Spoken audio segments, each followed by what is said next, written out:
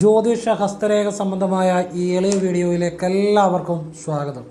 ഇന്ന് പറയാൻ പോകുന്നത്, ഈ ഒരു സമയം കഴിഞ്ഞ് ശിവക്ഷേത്രത്തിൽ ദർശനം ചെയ്താൽ ഭഗവാൻ നിങ്ങളുടെ എല്ലാ ആഗ്രഹങ്ങളും സാധിച്ചു തരും എന്ന് മാത്രമല്ല, നിങ്ങളുടെ സകല സാമ്പത്തിക ദുരിതങ്ങളും എന്നേക്കുമായി നിങ്ങളെ വിട്ടൊഴിഞ്ഞു പോകും. ഈ ഒരു സമയം കഴിഞ്ഞ് ശിവക്ഷേത്ര ദർശനം ചെയ്താൽ, ഞാൻ അതിനെക്കുറിച്ച് വിശദമായിട്ട് പറയുന്നുണ്ട്, ഒരുപാട് കാര്യങ്ങൾ പറയുന്നുണ്ട്. പിന്നെ യോഗിമാരുടെ 2 രഹസ്യം പറഞ്ഞു തരുന്നുണ്ട്. ആരും നിങ്ങൾക്ക് പറഞ്ഞു തരാത്ത യോഗീശ്വരന്മാരുടെ, യോഗിമാരുടെ, ശിവയോഗിമാരുടെ 2 രഹസ്യങ്ങൾ. ഞാനത് പലതവണ ചിന്തിച്ചു, എന്നിട്ടാണ് നിങ്ങൾക്ക് പറഞ്ഞു തരുന്നത്. കാരണം എൻ്റെ സമയം കടന്നു പോയിക്കൊണ്ടിരിക്കുകയാണ്. ഇന്നോ നാളെയോ ഒന്നുമല്ല, എൻ്റെ സമയവും എൻ്റെ കർമ്മങ്ങളും എല്ലാം കടന്നു പോയിക്കൊണ്ടിരിക്കുകയാണ്. അപ്പം ഞാൻ മനസ്സുകൊണ്ട് ഇപ്പോൾ വളരെയധികം ആഗ്രഹിക്കുന്നത്, ആഗ്രഹമില്ല എങ്കിലും മനസ്സുകൊണ്ട് വളരെയധികം ചിന്തിക്കുന്ന കാര്യം, ആ ശിവനിലേക്ക് തന്നെ എത്രയും വേഗം മടങ്ങുക എന്നുള്ളതാണ് എൻ്റെ മനസ്സിലെ ഇപ്പോഴൊരു കാരണം. അങ്ങനെ മനസ്സിൽ ആ ഒരു ഇതിലേക്കാണ് ഇപ്പം ധ്യാനിക്കുമ്പോഴെല്ലാം ഭഗവാന്റെ എവിടെയോ, ഹിമാലയത്തിൽ എവിടെയോ ഉള്ള ഒരു ശിവലിംഗം ഇപ്പോൾ എനിക്ക് മനക്കണ്ണിൽ കാണാൻ പറ്റുന്നുണ്ട്, അതിൽ ലയിക്കാൻ പറ്റുന്നുണ്ട്. അപ്പോൾ ഭഗവാനിലേക്ക് എത്രയും വേഗം തന്നെ മടങ്ങണം എന്നൊരു ചിന്തയാണ് മനസ്സിൽ. എന്ന് വെച്ച് കഴിഞ്ഞാൽ ഇന്നോ നാളെയോ ഒന്നും പോകുമെന്നോ ഒന്നും അതിനർത്ഥമില്ല. ഭഗവാൻ നിശ്ചയിക്കുന്ന ഒരു സമയം, അത് ചിലപ്പോൾ വർഷങ്ങൾ കഴിഞ്ഞായിരിക്കാം, എങ്കിലും ഭഗവാന്റെ ആ ഹിമാലയത്തിൽ എവിടെയോ ഉള്ളൊരു ശിവലിംഗം എൻ്റെ അകക്കണ്ണിലേക്ക് വരുന്നുണ്ട്, എനിക്ക് ലയിക്കാൻ പറ്റുന്നുണ്ട്. അപ്പം ഇനിയും എന്നെക്കൊണ്ട് പറഞ്ഞു തരാവുന്ന ഒരുപാട് കാര്യങ്ങൾ 1000 വീഡിയോയിലായിട്ട് ഞാൻ പറഞ്ഞു തന്നിട്ടുണ്ട്. ഇനിയും ഭഗവാൻ അനുവദിക്കുന്ന അത്രയും കാലം ഞാൻ പറഞ്ഞു തരും, അതിൻ്റെ സംശയമൊന്നുമില്ല.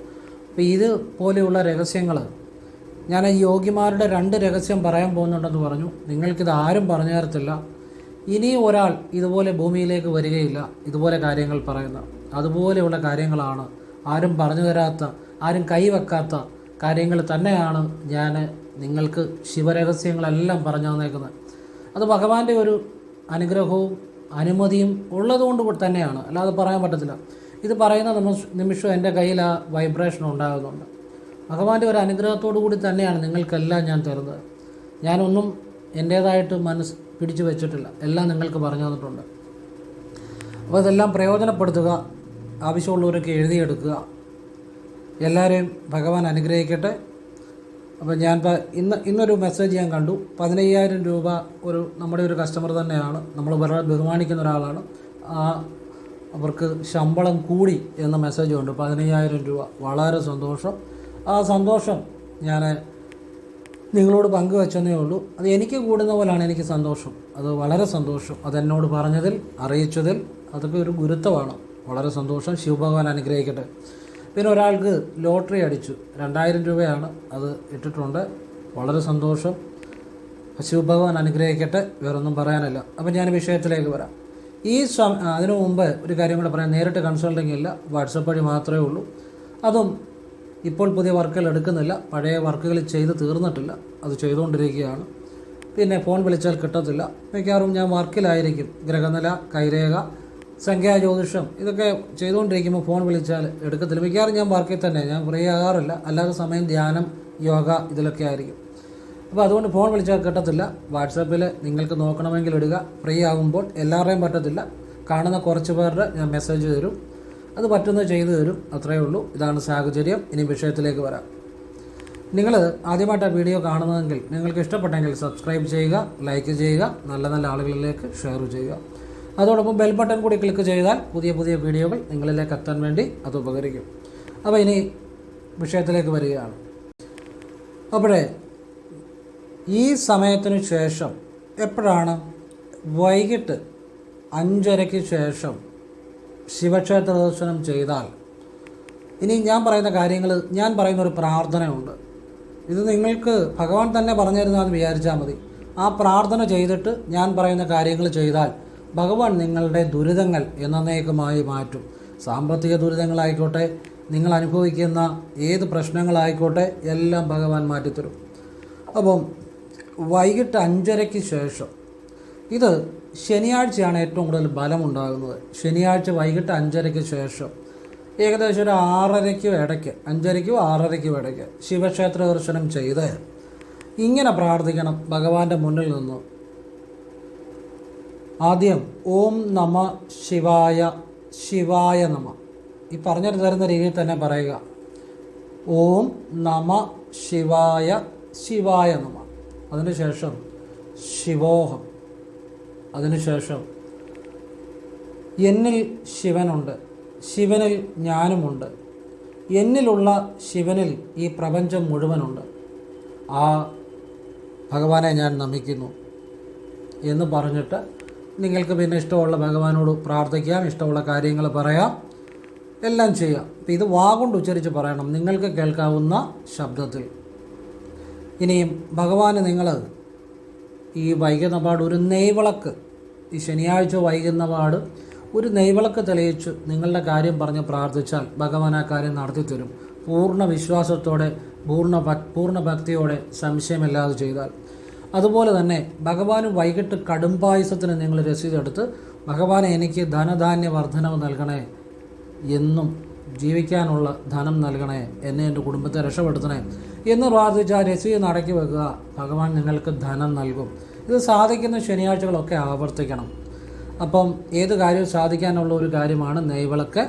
രണ്ടാമത് ധനധാന്യ വർധനവിനും കടബാധ്യതകൾ മാറാനും കടുംപായസത്തിൻ്റെ രസീത് നടക്കി വെക്കുക.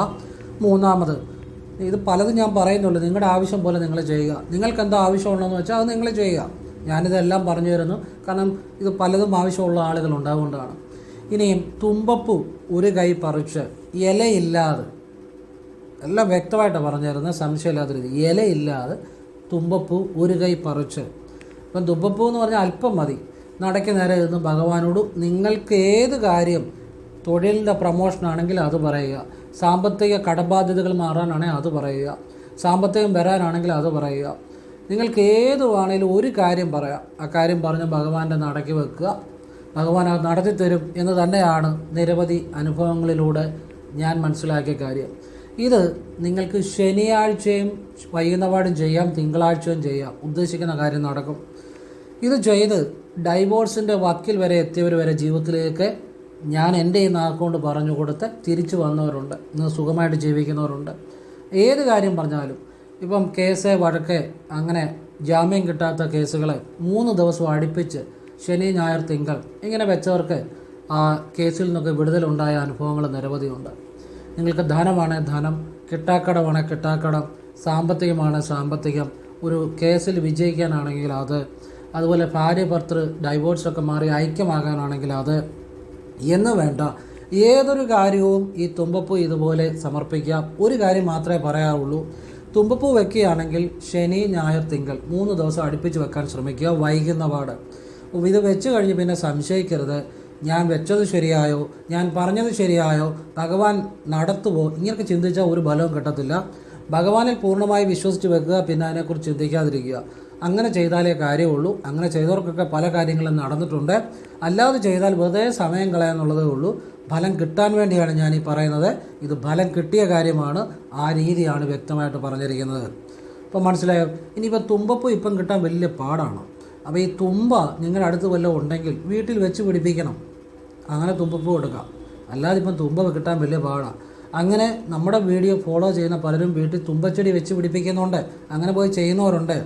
അതിൽ ഹിന്ദുക്കൾ മാത്രമല്ല, ക്രിസ്തീയ വിശ്വാസമുള്ളവരും ഒക്കെ ഈ ശിവന് ഞാൻ പറഞ്ഞ കാര്യങ്ങൾ ചെയ്ത അനുഭവം ഉണ്ടായവരുണ്ട്. അത് ഞാനൊരിക്കലും അവരോട്, ഞാൻ വീഡിയോ പറഞ്ഞതാണ്, അവരെ സ്വന്തം ഇഷ്ടപ്രകാരമാണ് അവർ ചെയ്തത്. ഞാനൊരിക്കലും അങ്ങനെ ഇപ്പോൾ വേറൊരു വിശ്വാസത്തിലുള്ളവരോട് അത് ചെയ്യാൻ പറയത്തില്ല, നിങ്ങളുടെ വിശ്വാസപ്രകാരം ചെയ്യാനേ പറയത്തുള്ളൂ. പക്ഷെ അവർ വീഡിയോ കേട്ട് അവർ ചെയ്ത് അവർക്ക് അനുഭവം ഉണ്ടായി എന്ന് എനിക്ക് മെസ്സേജ് ചെയ്തു. എന്തും ആയിക്കോട്ടെ, അതൊക്കെ അവരവരുടെ ഇഷ്ടമാണ്, എല്ലാം നല്ല കാര്യങ്ങളാണ്. അപ്പം ഞാൻ പറഞ്ഞത് ഇത് ആർക്ക് ചെയ്താലും ഫലമുണ്ടാകും എന്നത് മാത്രമാണ് ഉദ്ദേശിച്ചത്. അപ്പോൾ ഇങ്ങനെ ഒരുപാട് ആളുകൾ ഇത് ഫോളോ ഈ കാര്യങ്ങൾ ചെയ്യുന്നവരുണ്ട്. അപ്പോൾ എന്ത് ചെയ്താലും വിശ്വാസത്തോടെ ചെയ്യുക. അപ്പോൾ ഞാനതേ പറയുന്നുള്ളൂ, നിങ്ങൾ ചെയ്യുകയാണെങ്കിൽ വിശ്വാസത്തോടെ ചെയ്യുക, അല്ലെ ചെയ്യാതിരിക്കുക. കാരണം അതുകൊണ്ടേ ഫലമുള്ളൂ. ചെയ്തു കഴിഞ്ഞും പിന്നെ ഞാൻ രക്ഷപ്പെടുമോ, നടക്കുമോ എന്നൊക്കെ ചിന്തിച്ചാൽ ഒരു കാര്യമില്ല. അതുകൊണ്ടാണ് ഞാൻ എടുത്തു പറയുന്നത്, ചെയ്യുവാണെങ്കിൽ വിശ്വാസത്തോടെ ചെയ്യുക. അത് നിങ്ങളുടെ ജീവിതം തന്നെ മാറ്റിമറിക്കും. കാരണം ഇത് ഒരുപാട് ജീവിതം മാറ്റിയിട്ടുണ്ട്, അതുകൊണ്ടാണ്. ഇനിയും വൈകിട്ട് ഭഗവാന് 10 രൂപയുടെ എള്ളെണ്ണ, കൂവളത്തില കൊണ്ട് ഭാഗ്യസൂക്താർച്ചന, ഒരു കൂവളത്തും മാല, ഒരു വെള്ള നിവേദ്യം, ഇത് സമർപ്പിച്ചാൽ ഭഗവാൻ സർവ്വ ഐശ്വര്യങ്ങളും സമ്പൽ സമൃദ്ധിയും നൽകും. ഒരു സംശയവും വേണ്ട. അപ്പോൾ ഇതെല്ലാം നിങ്ങൾക്ക് വേണ്ടത് ചെയ്യുക. ഞാൻ പല കാര്യങ്ങൾ പറയുന്നതേ ഉള്ളൂ. ഇനിയും ഭഗവാന് വൈകിട്ട് നിങ്ങൾ ഒരു കൂട് ഭസ്മം സമർപ്പിച്ചിട്ട് അത് ഭഗവാന് സമർപ്പിച്ചിട്ട് ബാക്കി പ്രസാദമായിട്ട് വാങ്ങി നിങ്ങളുടെ വിളക്ക് കത്തിക്കുന്നത് ഒരു ഡപ്പിക്കകത്തിട്ട് വെച്ച് അതിൻ്റെ മുന്നിൽ ഓം നമ ശിവായ ശിവായ നമ ജപിച്ചാൽ വീട്ടിൽ സമാധാനം, സമ്പത്ത്, ഐശ്വര്യം ഒക്കെ ഉണ്ടാകാനും കലഹങ്ങൾ മാറാനും നിങ്ങളുടെ പൂർവ്വ ജന്മാർജിതമായ കർമ്മദോഷങ്ങൾ മാറാനും ഈ ഭസ്മം തൊടുന്നത് നല്ലതാണ്. ആ വാക്ക് ഞാൻ ഒന്നുകൂടെ റിപ്പീറ്റ് ചെയ്യുകയാണ്. പൂർവ്വ ജന്മാർജിതമായ കർമ്മദോഷം, പൂർവ്വജന്മം കൊണ്ട് നിങ്ങൾ ആർജിച്ച കർമ്മദോഷം മാറാൻ ഈ ഭസ്മം എപ്പോഴാണ് വൈകുന്നപാട് ഭഗവാനെ നിങ്ങളെ സമർപ്പിച്ച് അത് ഭഗവാനെ ചാർത്തിയ അല്ലെ ഭഗവാന്റെ ആ മുന്നിൽ പീഠത്തിൽ സമർപ്പിച്ചാൽ മതി. എന്നിട്ട് തിരിച്ചു തരാൻ പറഞ്ഞാൽ മതി. അല്ലാതെ വൈകിട്ട് ഭസ്മാഭിഷേകം ചെയ്യണമെന്നില്ല. നിങ്ങൾ വെക്കുന്ന ഭസ്മം ഭഗവാന്റെ ആ മുന്നിൽ സമർപ്പിച്ചിട്ട് അല്പം ഭഗവാന്റെ മുന്നിൽ സമർപ്പിച്ചിട്ട് അത് തന്നെ പ്രസാദമായിട്ട് തന്നാൽ മതി. അത് ഫലമായി. ഇത് ഭഗവാൻ തന്നെ പറയുന്നതെന്ന് വിചാരിച്ചാൽ മതി. കാരണം ഭഗവാനല്ലാതെ യാതൊന്നും എൻ്റെ മനസ്സിൽ ചിന്തയില്ല. ശിവനല്ലാതെ ഒന്നുമില്ല എന്ന ശിവവിദ്യയെ ധ്യാനിച്ചിരിക്കുന്ന ആളാണ് ഞാൻ. ക്രിയാകുണ്ടലി പ്രാണായാമം ചെയ്യുന്നുണ്ട്, ശിവവിദ്യ ചെയ്യുന്നുണ്ട്, ശിവനിൽ പൂർണ്ണമായി ലയിച്ച് ഇരിക്കുന്ന ആളാണ്. അപ്പോൾ അത് തീർച്ചയായിട്ടും ഫലം കാണും കേട്ടോ. ഭഗവാന്റെ ഒരു ഇതൊക്കെ പറഞ്ഞു തരുന്നത് തന്നെ ഭഗവാന്റെ ഒരു പ്രചോദനം ഉണ്ടായിട്ട് തന്നെയാണ്. ഭഗവാന്റെ ഒരു അനുമതിയോട് കൂടിയും ഒക്കെ തന്നെയാണിത് നിങ്ങൾക്ക് പറഞ്ഞു തരുന്നത്. ഇത്തരം വിദ്യകൾ ഇതൊന്നും ആരും ഇതുപോലെ നിങ്ങൾക്ക് പറഞ്ഞു തരത്തില്ല.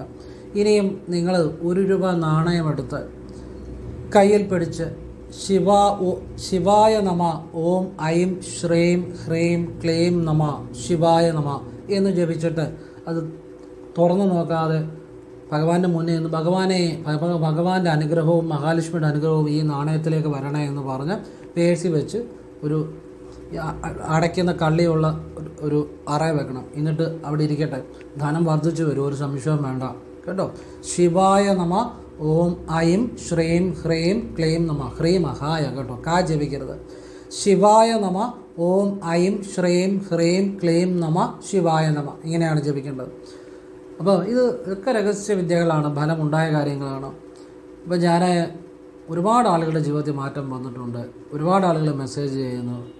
ഒരുപാട് ആളുകളുടെ ജീവിതം, എത്രയോ അനുഭവങ്ങൾ ഞാൻ വീഡിയോ പറഞ്ഞിട്ടുണ്ട്. അപ്പോൾ ഇതെല്ലാം ജീവിതം മാറ്റിയ കാര്യങ്ങളാണ്.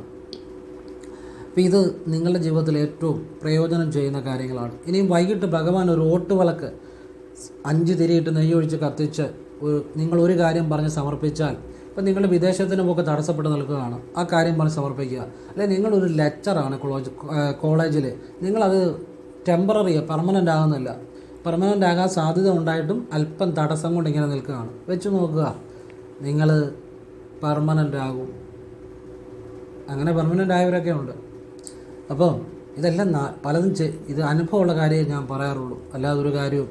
അപ്പോൾ അത് നിങ്ങൾക്ക് ഏത് കാര്യത്തിനു വേണ്ടി അങ്ങനെ സമർപ്പിക്കുക, ഒരു തവണ ചെയ്യുക. അത് വിശ്വാസത്തോടെ ചെയ്യണമെന്ന് മാത്രം, ചെയ്തു കഴിഞ്ഞാൽ അതിനെക്കുറിച്ച് ചിന്തിക്കരുത് എന്ന് മാത്രമാണ്. മനസ്സിൽ തട്ടി ചെയ്യണം വിശ്വാസത്തോടു കൂടി. അത് നിങ്ങളുടെ ജീവിതത്തിൽ വലിയ മാറ്റങ്ങൾ വരുത്തും എന്ന് തന്നെയാണ്. ഇനിയും യോഗിമാരുടെ 2 രഹസ്യം പറയാം. നിങ്ങൾ ഇപ്പോൾ യൂട്യൂബൊക്കെ എടുത്ത് നോക്കിക്കഴിഞ്ഞാൽ യോഗിമാരെക്കുറിച്ചേ ഉള്ളൂ അല്ലേ, ഒരുപാടുണ്ട്. ഞാൻ പറഞ്ഞു തരുന്നത് സത്യസന്ധമായ സനാതനമായ ആരും പറഞ്ഞു തരാത്ത ശിവൻ തന്നെ പറയുന്ന പോലെയാണ് പറഞ്ഞു തരുന്നത്. കാരണം മനസ്സിൽ വേറൊന്നുമില്ല, ഭഗവാൻ മാത്രമേ ഉള്ളൂ. അത് ഭഗവാന്റെ അനുമതിയോടുകൂടി തന്നെയും ആണ് പറഞ്ഞു തരുന്നത്. കണ്ണടച്ചാൽ ശിവനും ആ ഹിമാലയത്തിൽ എവിടെയോ ഇരിക്കുന്ന ഒരു ശിവലിംഗവും ഒക്കെ അങ്ങനെ ലയിച്ചാണ് ഞാൻ യോഗവിദ്യ ചെയ്യുന്നത്. അപ്പം ഇത് ശ്രദ്ധിച്ച് കേട്ടോണം. ഇത് അറിയുന്നവൻ, പ്രയോജനപ്പെടുത്തുന്നവന് ശിവഭഗവാന്റെ അനുഗ്രഹമുണ്ട്, ഒരു സംശയം വേണ്ട. ഏറ്റവും വലിയ വിദ്യ പറഞ്ഞു തരുന്നത്. ഈ യോഗിമാരുടെ പ്രത്യേകത എന്താണെന്നറിയാമോ? നമുക്കുള്ള പോരായ്മയും യോഗിമാർക്കുള്ള പ്രത്യേകത എന്താണെന്നറിയാമോ? നമ്മളുടെ മനസ്സ് പലപ്പോഴും നമ്മളുടെ കയ്യിലല്ല. അതാണ് നമ്മൾ ജീവിക്കുന്നത് മറ്റു പലർക്കും വേണ്ടിയാണ്, മറ്റു പലരുടെയും സന്തോഷത്തിന് വേണ്ടിയും മറ്റു പലർക്കും വേണ്ടിയുമാണ്. നമ്മൾ മനസ്സ് മറ്റു പലരിലും കൊടുത്തിരിക്കുകയാണ്. നമ്മുടെ മനസ്സ് പലപ്പോഴും നമ്മുടെ കയ്യിലല്ല. നമ്മൾ കാണുന്ന കാര്യങ്ങളുടെ പുറകെയാണ്, കേൾക്കുന്ന കാര്യങ്ങളുടെ പുറകെയാണ്. നമ്മൾ മറ്റു പലതിലുമാണ്, നമ്മൾ പുറമേ ഉള്ള പലതിലും നമ്മൾ മനസ്സങ്ങ് സമർപ്പിച്ചിരിക്കുക. അതുകൊണ്ട് തന്നെ നമ്മൾക്കൊരിക്കലും നമ്മുടെ ഉള്ളിലുള്ള ആ സത്യബോധത്തെ അറിയാൻ സാധിക്കുന്നില്ല എന്നുള്ളതാണ്. എന്നാൽ യോഗ്യമാരാണെങ്കിൽ അവരെന്താ ചെയ്യുന്നതെന്നറിയോ? അവരൊരു കാര്യം കണ്ടാൽ തന്നെയും അല്ലെങ്കിൽ കേട്ടാൽ തന്നെയും അവിടെ അതിലേക്ക് ചിന്ത കൊടുക്കത്തില്ല. കാണുന്നുണ്ടായിരിക്കും പക്ഷെ ചിന്തിക്കത്തില്ല, കേൾക്കുന്നുണ്ടായിരിക്കും പക്ഷെ ചിന്തിക്കത്തില്ല. അതുകൊണ്ട് തന്നെ അവർ കാണുന്നതും കേൾക്കുന്നതും കാര്യങ്ങൾക്ക് അവരെ സ്വാധീനിക്കാൻ പറ്റത്തില്ല എന്നുള്ളതാണ്. അവരുടെ മനസ്സ് അവരുടെ ഉള്ളിൽ തന്നെയാണ്. നമ്മളുടെ കുഴപ്പം എന്നാണെന്നറിയോ? നമ്മൾ ഏതൊരു കാര്യം കണ്ടാലും ആ കാണുന്നതോടൊപ്പം അതിൽ ചിന്തിച്ച് അത് ശരിയാക്കാനാണ് നോക്കുന്നത്. ചിന്തിക്കുന്നോറും അത് കുളമായി വരും. പക്ഷേ യോഗീശ്വരന്മാരൊക്കെ ചെയ്യുന്നത് ആ കാര്യമേ ചിന്തിക്കത്തില്ല. കാണും, കേൾക്കും, പക്ഷെ ഒന്നും മനസ്സിലേക്ക് എടുക്കത്തില്ല. അവരതിനെക്കുറിച്ച് ചിന്തിക്കത്തില്ല. അപ്പം ഇപ്പം നിങ്ങൾക്കാണെങ്കിലും ഇന്നു മുതലാണേലും ഒരു മാസം നിങ്ങൾ ട്രൈ ചെയ്ത് നോക്കുക. നിങ്ങളുടെ ഉള്ളിലെ ശിവനെ അറിയാൻ പറ്റും. നിങ്ങൾ എന്ത് കണ്ടാലും അതിലേക്ക് മനസ്സ് കൊടുക്കാതിരിക്കുക. നിങ്ങളുടെ ഉള്ളിലേക്ക് മനസ്സ് കൊടുക്കുക. ഒന്ന് ട്രൈ ചെയ്ത് നോക്കുക. നിങ്ങളുടെ ഉള്ളിൽ ആ ഭഗവാനെ അറിയാൻ പറ്റും. ഒരു മാസം ചെയ്ത് നോക്കും.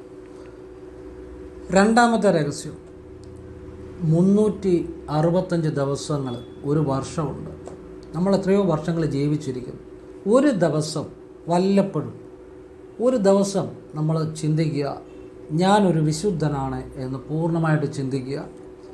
ഞാനൊരു വിശുദ്ധനാണ്. വിശുദ്ധൻ എന്ന് വെച്ചാൽ ഈ മഹർഷീശ്വരന്മാർ, യോഗീശ്വരന്മാർ, ശിവയോഗികൾ ഇവരെല്ലാം വിശുദ്ധന്മാരാണ്. ഞാനൊരു വിശുദ്ധനാണെന്ന് ചിന്തിക്കുക. ചിന്തിക്കുമ്പോഴേ അന്നേ ദിവസം നല്ല കാര്യങ്ങൾ ചിന്തിക്കുക, നല്ല കാര്യങ്ങൾ ചെയ്യുക. മനസ്സുകൊണ്ടും ശരീരം കൊണ്ടും നല്ല പ്രവർത്തികൾ ചെയ്ത് ഞാനൊരു വിശുദ്ധനാണ് എന്ന ചിന്തിക്കുക ഒരു ദിവസമെങ്കിലും. ആ ശിവൻ്റെ ആ വിശുദ്ധി, ആ സത്യബോധം നിങ്ങളിലേക്കുണ്ടായി വരും. ഒരു സംശയവും വേണ്ട. വല്ലപ്പോഴും ഒരു ദിവസം ചെയ്താൽ മതി, അല്ലെ ഒരു മണിക്കൂർ ചെയ്താൽ മതി. നിങ്ങൾക്ക് ആ ഉള്ളിൽ ആ ഭഗവാനെ അനുഭവിക്കാൻ പറ്റും. ഇതാരും പറഞ്ഞു തരത്തില്ല. ഈ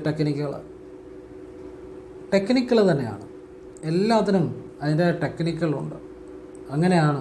ഇതാരും നിങ്ങൾക്ക് പറഞ്ഞു തരത്തില്ല. ഈ രണ്ട് കാര്യങ്ങൾ ഞാൻ പറയുന്നത് നിങ്ങൾ പൂർണ്ണമായിട്ട് മനസ്സിലാക്കിയെങ്കിൽ നിങ്ങൾക്കത് ഗുണം ചെയ്യും.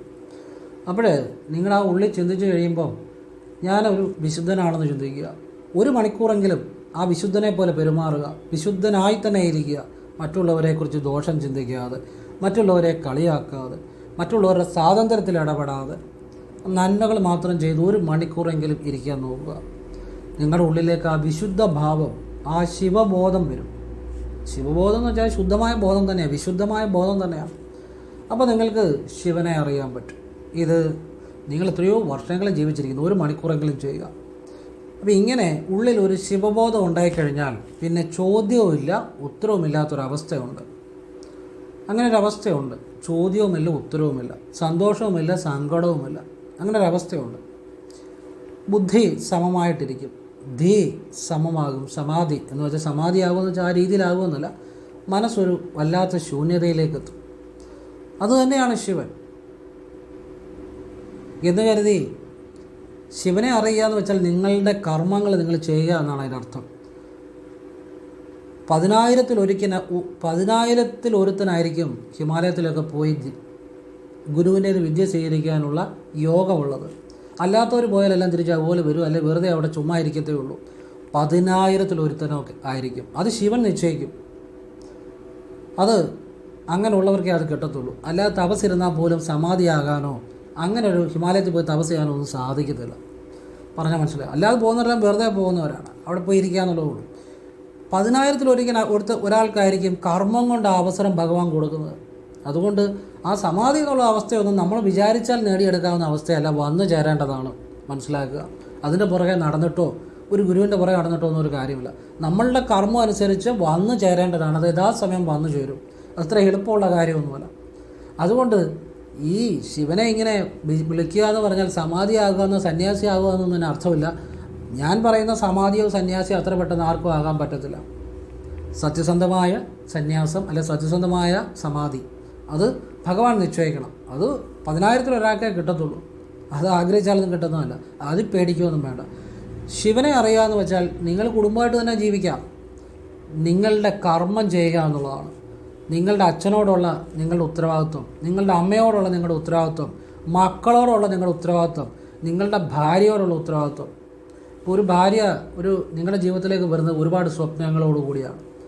അപ്പോൾ അവരോടുള്ള ഉത്തരവാദിത്വം എന്ന് കരുതി അച്ഛനോടുള്ള ഉത്തരവാദിത്വം അമ്മയോടുള്ള ഉത്തരവാദിത്വവും മറക്കുകയും ചെയ്യരുത്. പറഞ്ഞാൽ മനസ്സിലായോ? അവരോടുള്ള ഉത്തരവാദിത്വം ആരോടും അനീതി കാണിക്കരുത്. ഒരു ഭാര്യയാണെങ്കിലും ഭർത്താവിനോടുള്ള ഉത്തരവാദിത്വം, മക്കളോടുള്ള ഉത്തരവാദിത്വം, അച്ഛനമ്മമാരുള്ള ഉത്തരവാദിത്വം, ഭർത്താവിൻ്റെ അച്ഛനും അമ്മയോടുള്ള ഉത്തരവാദിത്വം, ഈ ഉത്തരവാദിത്വങ്ങൾ എല്ലാം ചെയ്യുന്നതാണ് കർമ്മശുദ്ധി.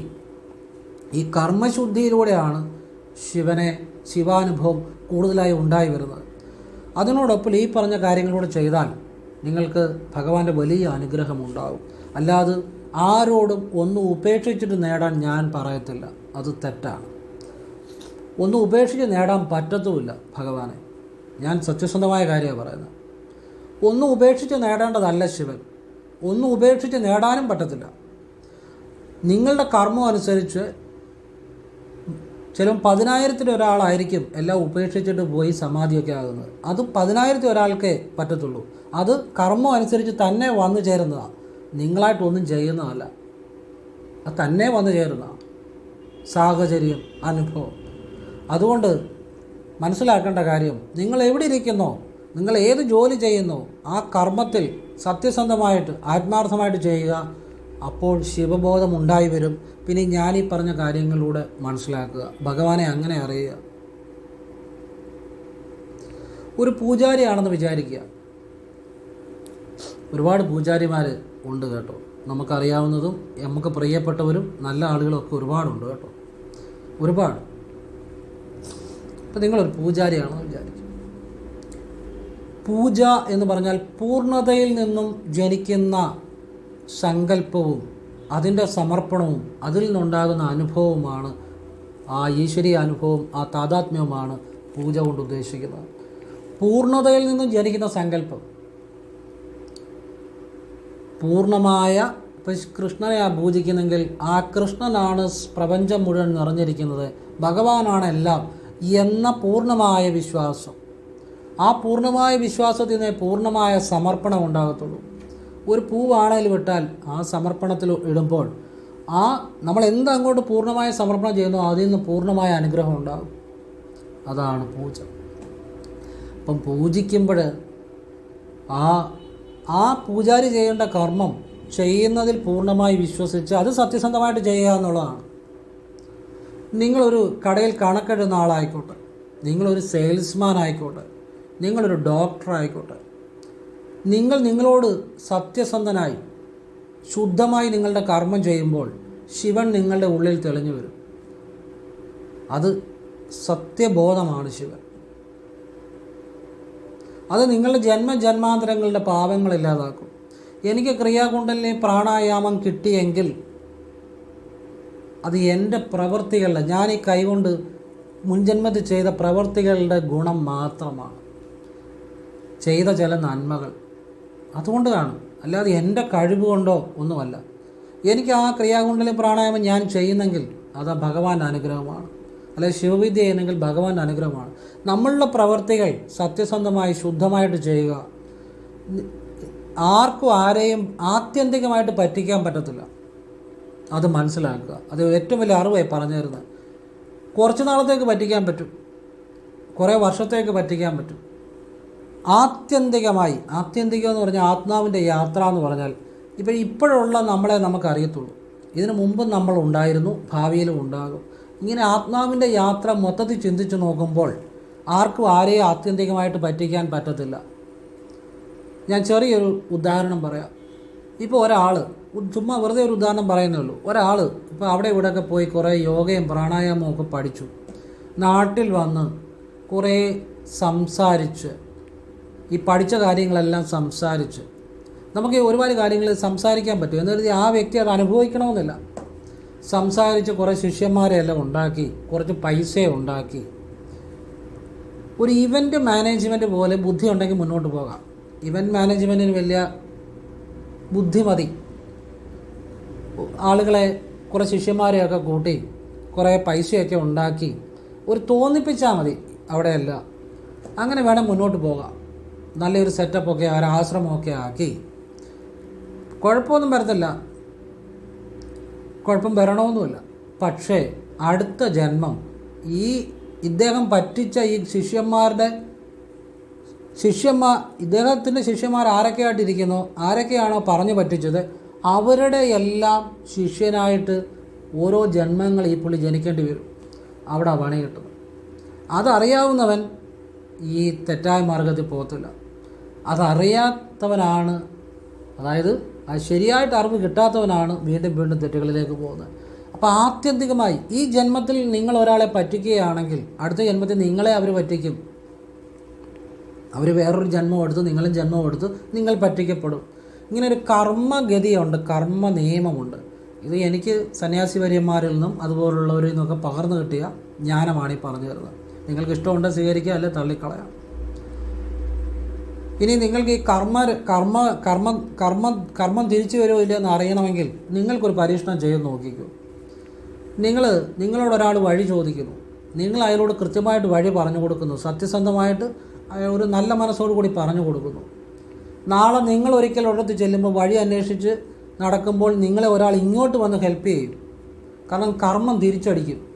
നല്ലതാണ് നല്ല രീതിയിൽ തിരിച്ചടിക്കും, മോശമാണെങ്കിൽ മോശം രീതിയിൽ തിരിച്ചടിക്കും. അപ്പം ആത്യന്തികമായിട്ട് ആരെയും ആർക്കും പറ്റിക്കാൻ പറ്റത്തില്ല. ശരിക്കും അങ്ങനെ വിചാരിക്കുന്നത് നിങ്ങളുടെ അല്ലെങ്കിൽ വിചാരിക്കുന്നവരുടെ അറിവില്ലായ്മ കൊണ്ടാണ്. അങ്ങനെ ചിന്തിക്കുമ്പോൾ നന്മ ചെയ്യുക, സന്തോഷമായിട്ടിരിക്കുക, ഭഗവാനെ അറിയുക, അങ്ങനെ ജീവിതം മുന്നോട്ട് പോവുക, അതിന് ശ്രമിക്കുക. അതുകൊണ്ട് ഗുണമുണ്ടാകും. ഒരു ജന്മം എന്ന് പറഞ്ഞാൽ ഒരു അവസരമാണ്. ഈശ്വരനെ അറിയാനുള്ള, നല്ല കർമ്മം ചെയ്യാനുള്ള, നിങ്ങളുടെ ഉത്തരവാദിത്വം ചെയ്യാനുള്ള, കർമ്മശുദ്ധി വരുത്താനുള്ള ഒരു അവസരമാണ്. അത് വെറുതെ കളഞ്ഞു കുളിക്കരുത്, അത് പ്രയോജനപ്പെടുത്തുക. കഴിയുന്നത്ര നന്മകൾ ചെയ്യുക, നല്ല കാര്യങ്ങൾ ചിന്തിക്കുക, ഈശ്വരനെ ഭജിക്കുക. ഈശ്വരനെ ഭജിക്കുക എന്ന് പറഞ്ഞാൽ അതിന് വേറെ ഒരു കാര്യം കൂടെ മനസ്സിലാക്കണം കേട്ടോ. ഇപ്പം നിങ്ങളൊരു ഈശ്വര വിശ്വാസിയാണെന്ന് വിചാരിച്ചു, എപ്പോഴും ഭഗവാനെ വിളിച്ചുകൊണ്ട് നടക്കുന്ന ആളാണെന്ന് വിചാരിച്ചു. നിങ്ങളിപ്പോൾ ഒരാൾ ഒരു ബസ്സിൽ കയറി, ആ ആളുടെ വണ്ടിക്കൂലിക്ക് കുറവാണ്.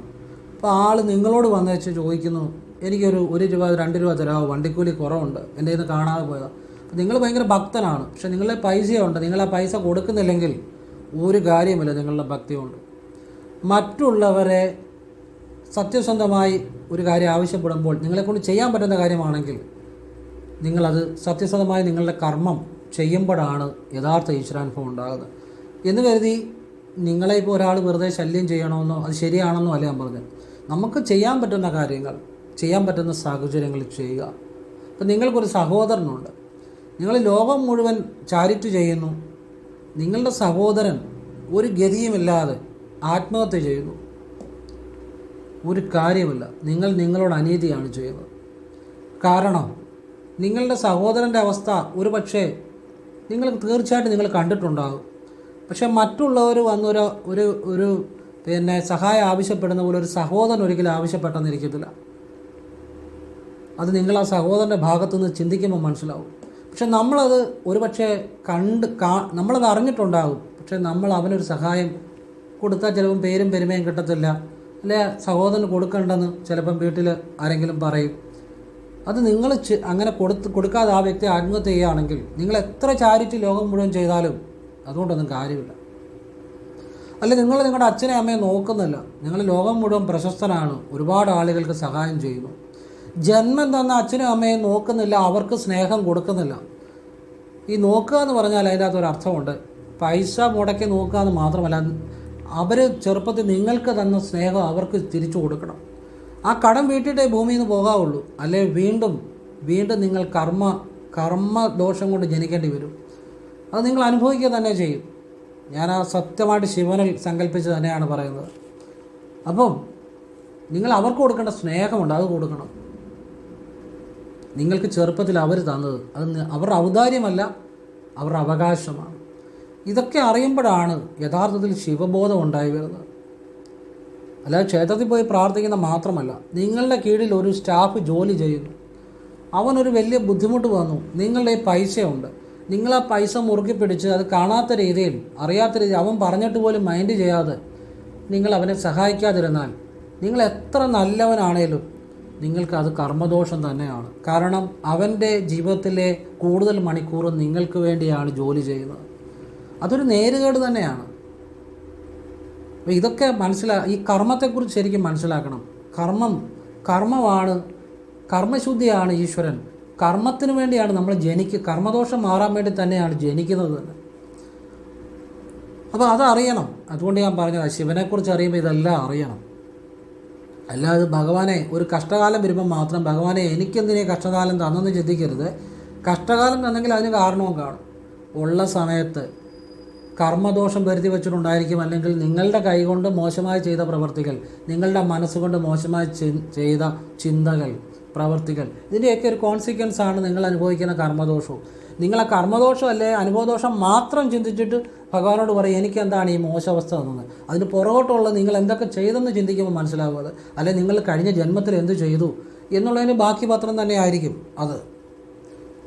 അപ്പോൾ അത് മനസ്സിലാകണമെങ്കിൽ നിങ്ങൾ കുറേ നന്മ ചെയ്യുമ്പോൾ, അല്ലെങ്കിൽ കുറേ അന്നദാനം ചെയ്യുമ്പോൾ, അല്ലെങ്കിൽ കുറേ നിങ്ങളുടെ ഉത്തരവാദിത്വം, അതാണ് ഏറ്റവും പ്രധാനം കേട്ടോ. ഉത്തരവാദിത്വം, നിങ്ങളുടെ ഉത്തരവാദിത്വത്തിൽ നിന്ന് ഒഴിഞ്ഞു മാറരുത്. ഉത്തരവാദിത്വം ചെയ്യുമ്പോൾ നിങ്ങളുടെ ഈ കർമ്മദോഷങ്ങൾ മാറാൻ തുടങ്ങും, സംശയം വേണ്ട. അങ്ങനെ കർമ്മത്തെക്കുറിച്ച് നിങ്ങൾക്ക് സ്വയം അനുഭവിച്ചറിയാൻ പറ്റും. അപ്പോൾ ഇതൊക്കെ വളരെ പ്രയോജനമുള്ള കാര്യങ്ങളാണ്. അപ്പം ഞാൻ ഒരു കാര്യം കൂടെ പറഞ്ഞു തന്നിട്ട് നിർത്തുകയാണ്.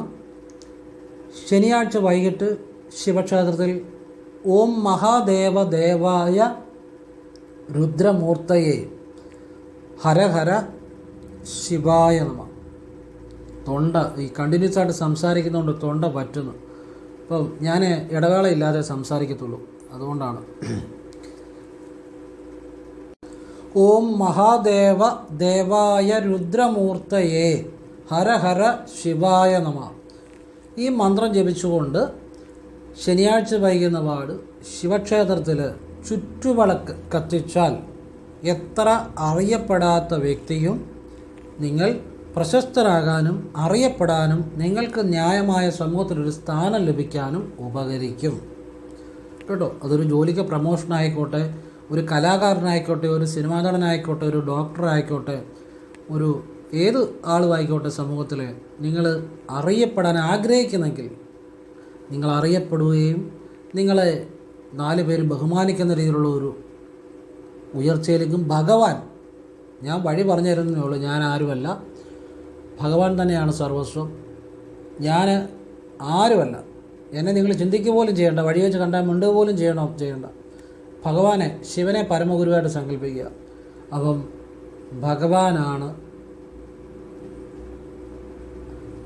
ഭഗവാനെ സങ്കല്പിച്ച് ഇത് നിങ്ങൾ ചെയ്യുക. ഭഗവാൻ ആ വ്യക്തി ഉയർത്തിക്കൊണ്ട് വരും, ഒരു സംശയം വേണ്ട. നിരവധി അനുഭവങ്ങളുണ്ട്.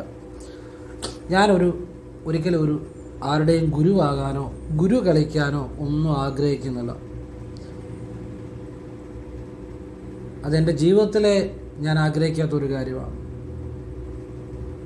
നിങ്ങൾ ഗുരുവായിട്ട് സങ്കല്പിക്കേണ്ടത് പരമശിവനെയാണ്, പരമഗുരു. ഓം ധ്യായേ നിത്യം മഹേശം രജതഗിരിനിഭം ചാരുചന്ദ്രാവതസ്വം രത്നകൽപ്പോജ്വലാംഗം പരശുമൃഗപരാഭീതിഹസ്തം പ്രസന്നം പത്മാസീനം സമാന്തസ്തുതം അമരഗണൈർ വ്യാഘ്രാകൃതിം വസാനം വിശ്വാദ്യം വിശ്വവന്ധ്യം നിഖിലഭയകരം പഞ്ചഭക്തം ത്രിനേത്രം. ഇത് ഞാൻ ശിവന്റെ നടയെന്ന് ജപിച്ചിട്ടുണ്ട്. എനിക്ക് ശിവാനുഭവം ഉണ്ടായിട്ടുമുണ്ട്. ഇത് സദാശിവനാണ്. സദാശിവൻ എന്ന് പറഞ്ഞാൽ നന്ദിക്കും പാർവതിക്കുമൊക്കെ മുമ്പേ ഉള്ള ആദിശിവൻ, ആ ശിവനാണ്. അപ്പോൾ എല്ലാവരും ഭഗവാൻ അനുഗ്രഹിക്കട്ടെ. നല്ല കാര്യങ്ങൾ അറിയുക. നിങ്ങൾ ഒരു കാര്യം മനസ്സിലാക്കുക, നിങ്ങളൊരു യാത്ര പോകുന്നു, നിങ്ങളൊരു ശരിയായിട്ടുള്ള വഴിയിലല്ലെങ്കിൽ നിങ്ങൾ ആ ലക്ഷ്യസ്ഥാനത്ത് എത്തിച്ചേരത്തില്ലെന്ന് മാത്രമല്ല, നിങ്ങൾ അനാവശ്യമായി ഒരുപാട് സമയവും കളയും. അതുപോലെയാണ് തെറ്റായ അറിവുകൾ. നിങ്ങൾ ലക്ഷ്യത്തിൽ എത്തത്തില്ലെന്ന് മാത്രമല്ല, നിങ്ങളുടെ ജീവിതം മുഴുവൻ വേസ്റ്റും ആകും തെറ്റായിട്ടുള്ള അറിവുകളുടെ പുറകെ പോയാൽ. അതെപ്പോഴും ചിന്തിച്ചോളുക. ജീവിതത്തിൽ പലപ്പോഴും തിരിച്ചറിവുകൾ ഉണ്ടാകണമെന്നില്ല, ശരിയായിട്ടുള്ള വഴിയെ പോവുക. സഞ്ചരിച്ച് അവസാനം വന്നിട്ട് തെറ്റാന്ന് മനസ്സിലാക്കിയിട്ടൊന്നും കാര്യമില്ല. നല്ല കാര്യങ്ങൾ അറിയുക, സത്യസന്ധമായ കാര്യങ്ങൾ അറിയുക, ഭഗവാനെ അറിയുക, നന്മ ചെയ്യുക, നല്ലത് മാത്രമേ പറയുന്നുള്ളൂ. അത് എവിടെ നിന്നാണേലും, ഇപ്പം ഞാൻ പറയുന്നതല്ല, എവിടെ നിന്നാണേലും നല്ലത് മാത്രം അറിയുക. ആരെയും പൂർണ്ണമായിട്ട് വിശ്വസിക്കരുത്. നിങ്ങൾ ചെയ്ത് നോക്കി, നിങ്ങൾക്ക് അനുഭവം വന്നു, നിങ്ങൾക്ക് ശരിയെന്ന് ബോധ്യപ്പെട്ടാൽ മാത്രം വിശ്വസിക്കുക. ആര് പറഞ്ഞാലും, അത് ഞാനെന്നല്ല ആര് പറഞ്ഞാലും, എനിക്ക് അനുഭവമുള്ള, എനിക്ക് ബോധ്യമുള്ള, അല്ലെങ്കിൽ ഞാൻ പറഞ്ഞുകൊണ്ട് ചെയ്ത് ബോധ്യമുള്ള സത്യസന്ധമായ കാര്യങ്ങളാണ് പ്രാർത്ഥനയോടെല്ലാം പറഞ്ഞു തരുന്നത്. നിങ്ങൾക്കത് ഇഷ്ടമുണ്ടെങ്കിൽ, നിങ്ങൾക്ക് അനുഭവം ഉണ്ടെങ്കിൽ സ്വീകരിക്കാൻ തള്ളിക്കളാം. ശരിക്കും അനുഭവത്തിൽ വന്ന് അതിനെ ഫോളോ ചെയ്യുക.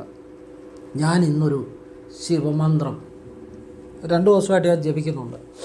അതൊരു ശിവമന്ത്രമാണ്. പക്ഷേ ഈ മന്ത്രം ജപിക്കുമ്പോൾ ഒരു പ്രത്യേകതയുണ്ട്. ഞാനത് കണ്ടിന്യൂസ് ആയിട്ട് ഞാൻ ജപിക്കാറില്ല, വല്ലപ്പോഴും ഒക്കെ ജപിക്കാറുള്ളൂ. അത് വേറൊരു കാര്യത്തിന് വേണ്ടിയാണ് ജപിച്ചത്.